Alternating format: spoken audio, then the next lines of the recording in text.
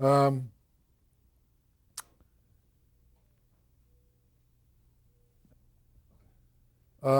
After two really successful and rewarding seasons working on the Goble Show, including you got another Emmy nomination for Best Producer for a live show, you you left the show at the end of year two. What were the circumstances that that led to my leaving. Yeah. It was circumstances were very simple. Money. Good reason? George O'Malley, Dave O'Malley. He refused to. The fight was over something like $100, some miserable amount of money, but he was as adamant as I was, also as Rosie was.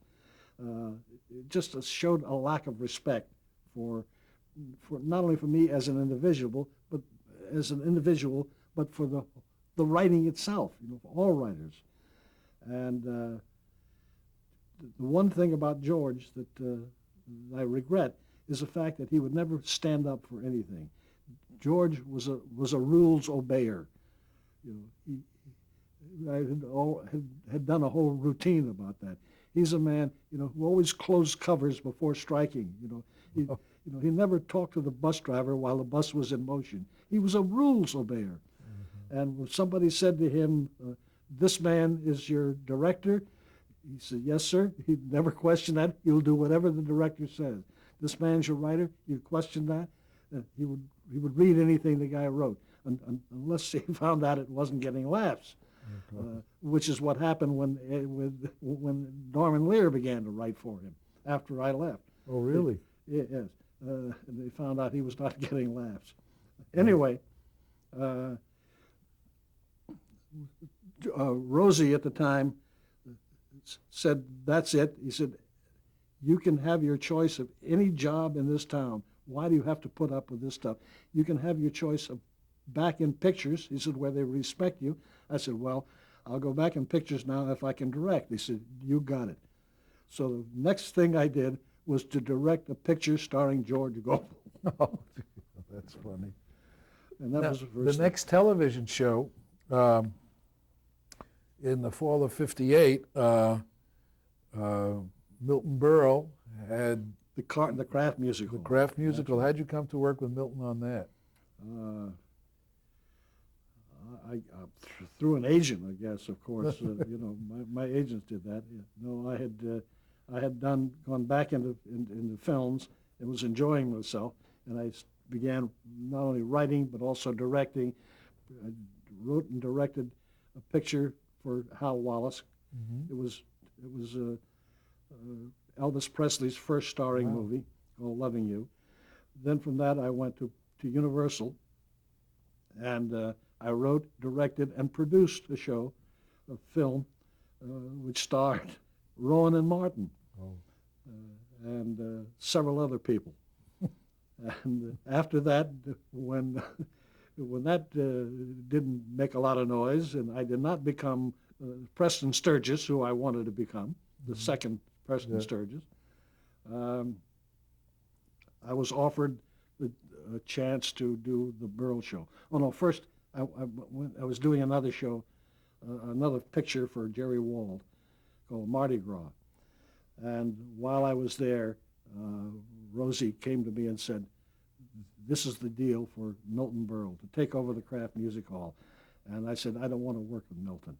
He said, "Would you meet with him?" So I met with Milton and Ruth. And he said, "I want you to know," he said, "I have a great deal of respect for you and for what you do and for your whole calling."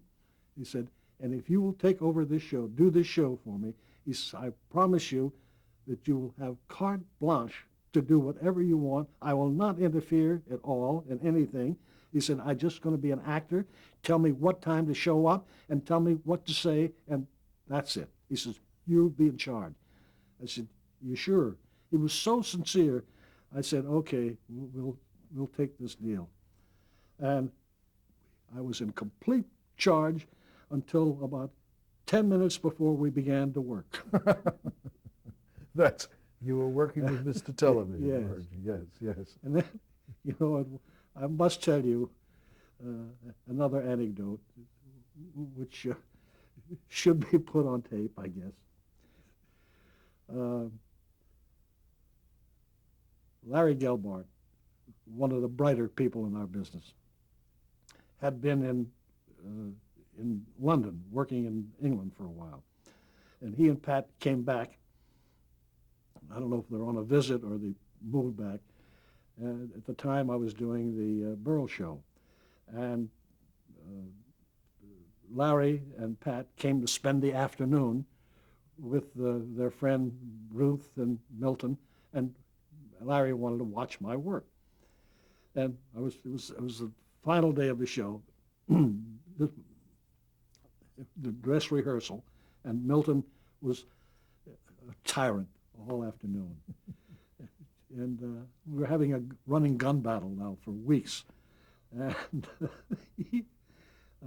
he was showing off now in front of Larry, throwing his weight around. And I had to answer him from the booth. And I pulled him up short several times. And obviously, he was very disturbed by that. After the whole show's over, Larry said to me, could I ask you a personal question? Do you mind? I said, no. What is it? He said, why does a man with your track record, your reputation, put up with this kind of crap from Milton? I said, Milton is paying me $5,000 a week. I said, now may I ask you a question? Why are you his friend for free? That's great. Now, subsequently, over the years, Milton and I have become very good friends, and I really love him a lot. I know. When you and Milton first got into television, which was right in the beginning. Well, he'd already been a veteran of television. He was in long before I was. Oh, that's back right. east.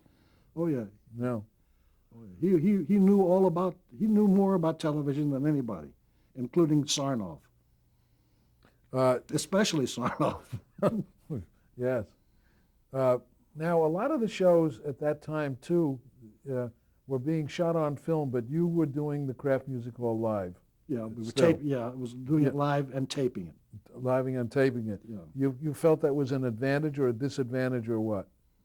I think it was a decision that the business people made about taping it, because they thought that by taping a live show, they could edit it and then have some residual value.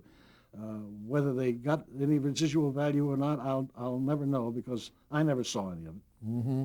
Mm-hmm. The show was canceled after the 39 programs. It was dropped. Dropped. Yes. Was that a blow to you or Milton? Not at all. I'm sure it was a blow to Milton, but I had a feeling it was coming, and even if it were not coming, I had already determined in my own mind that I would not go back and do that show again, not for another 39 years or whatever it was. And incidentally, and I thought maybe I was to blame for the fact that the ratings toward the end were not very good. And I was delighted one day to get a telephone call from Y&R, Dan Seymour, who was the head of Y&R, who had bought the show, and he told me confidentially that it was going to be replaced by Perry Como, and would I come east and do the show?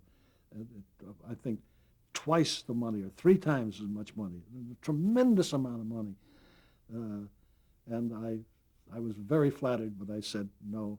I will not go back east to work. I didn't want to do that. I'm going to jump ahead to 1968. What year was that? That was 1968. Came right after 1967. I don't know. Really? That was before, I think it came before 69. Yeah. Oh, that's right in there. In the middle. Yeah. Yeah. That gives me some clue. Yeah. I remember part of it too, something about it. But it was an important year because you created and put a new show on the air Ah, called Julia. right. So let's talk a little bit about how you came to do that, create that, and get it I- on, because it was groundbreaking in a very important way. It certainly was. Uh, I had been a guest of Jack Valenti, who asked a group of us to come to lunch at a hotel in town. And he introduced a man named Roy Wilkins of the NAACP, who who got up and talked. And he talked about the Negro. In those days, blacks were called Negroes. About the Negro's place in the entertainment business, how little they're represented properly on the air, and on backstage, or you're behind the camera, and that sort of thing. And his talk was very compelling. It was very reasoned, very articulate. It was not angry. It was something that affected most of us there in the room. And I thought to myself, there's something more I can do rather than just giving money, which is really what it turned out to be. It was a way to raise funds for the NAACP. And I thought to myself that I can take advantage of what talent I have and try to help the black people present themselves more. Because after all, I had done Amos and Handy, and I had done Beulah, and I felt that I was partially responsible for some of the black image that was prevalent at the time. And so I decided to do a show about a black woman who's independent and who's intelligent and who's respectful. And I wrote a script called Mama's Man. And I gave it to my agent, who was Mita Rosenberg, Rosie's wife, who read it late one evening, and she was so excited she called me at home at midnight and said, I just finished reading the script of yours. It's absolutely brilliant. She says, this is wonderful. She says, what do you want to do with it? I said, you're the agent. What should we do with it? She said, let me get back to you tomorrow. The following day, she said she had sent the script to Mort Werner, who was then head of programming at NBC in New York. And 2 days later, Mort called and said he wants to do the show. And he said, where do you want to do it? How do we put this thing together? So I said, I'd like to do it at 20th Century Fox, because you need a production entity. We'll do it at 20th Century Fox because I have a friend there whose work I enjoy and who I think is a very good executive, and that's Bill Self. Mm-hmm. So we went to Fox, and we made a deal. And what I owned outright, I now had to split with Fox. So I owned 50%, and Fox owned for 50%. Then when first it was NBC. I had to split with them. Then I split 3 ways with. Yes. Then we cast Diane after a lot of. Diane Carroll. I'm sorry. Diane Carroll. Yeah. What did I say? Diane. I just gave the last name. Diane Carroll. That's yeah. right. Yes. Yeah, of course. we had tested or talked to, or interviewed maybe 15 black actresses, but clearly, when she was suggested, I think it was Dave Tebbett who just suggested that we talk to Diane, and from the moment I met her, I said, "That's Julia." None of the others came close to her. When did you change the title from Mama's Man? Oh, yes. When we began, first when publicity came out about this new show, Mama's Man, Diane's had some friends in New York, Harry Belafonte and James Baldwin, among others. And they said, now listen, that's a very bad title. It can't be Mama's Man. That's not the image we want to have about a little boy, a black little kid, be a mama's man. He said, they're not mama's men. He said, we're men, you know. This is coming from James Baldwin. We're men. Yeah, yeah.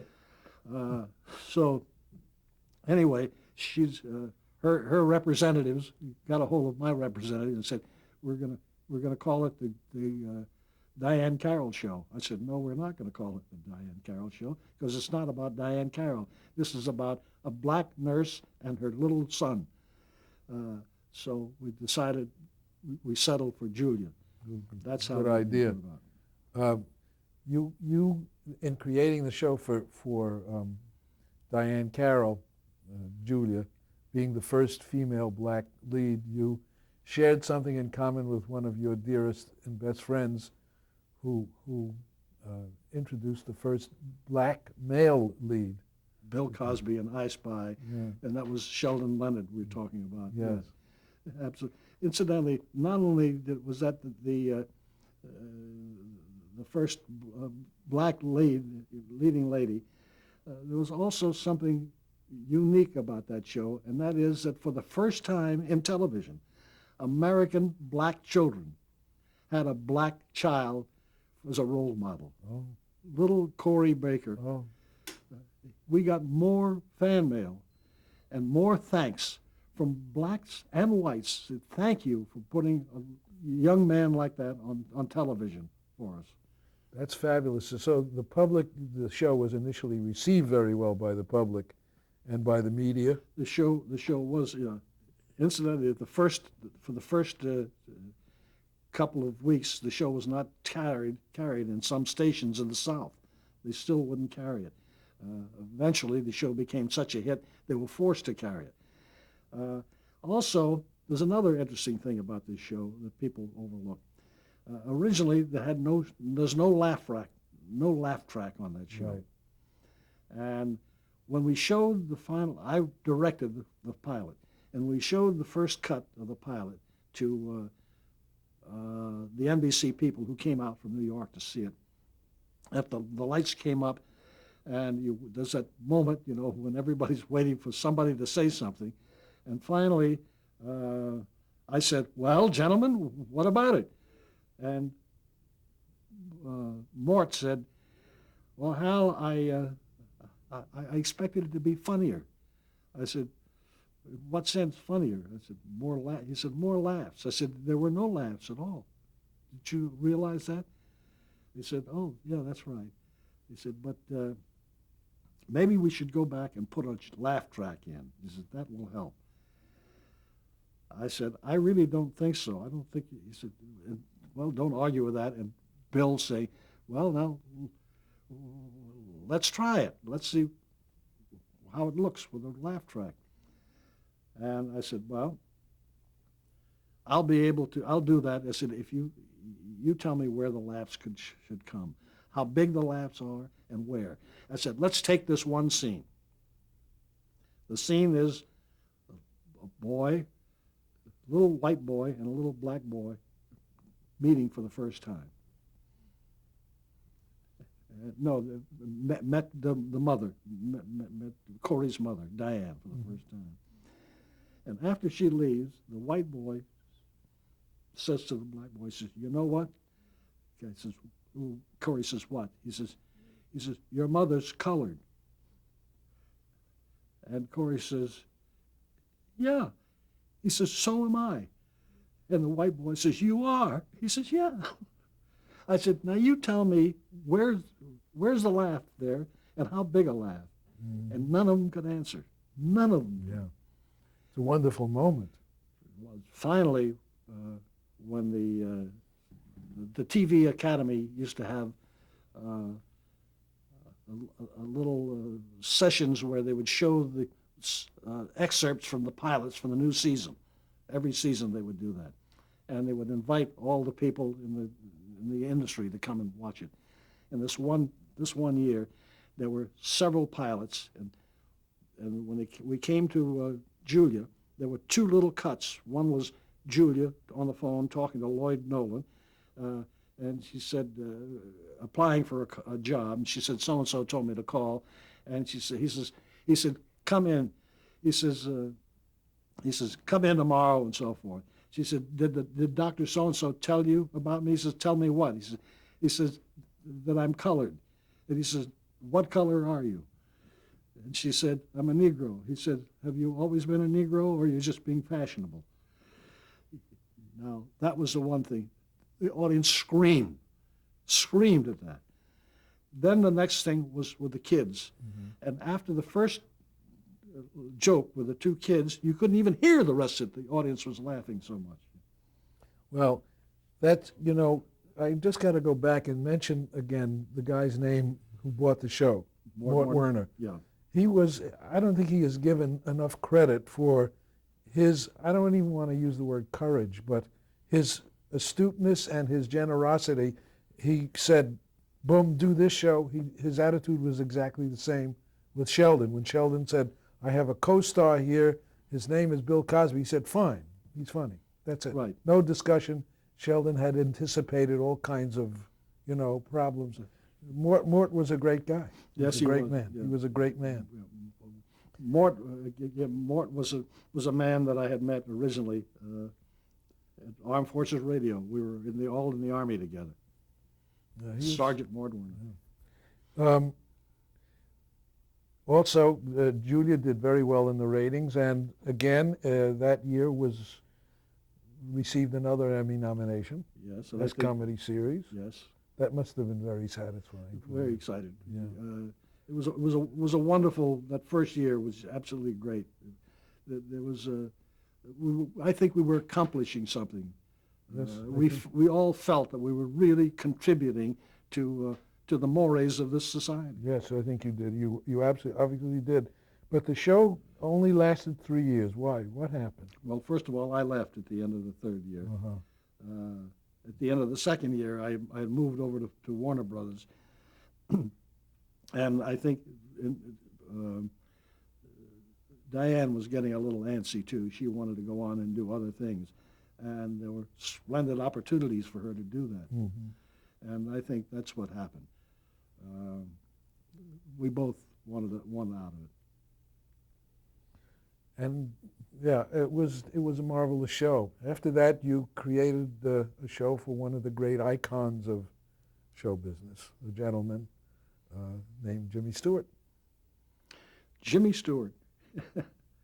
Yes, as a matter of fact, I was overlapping there for a while.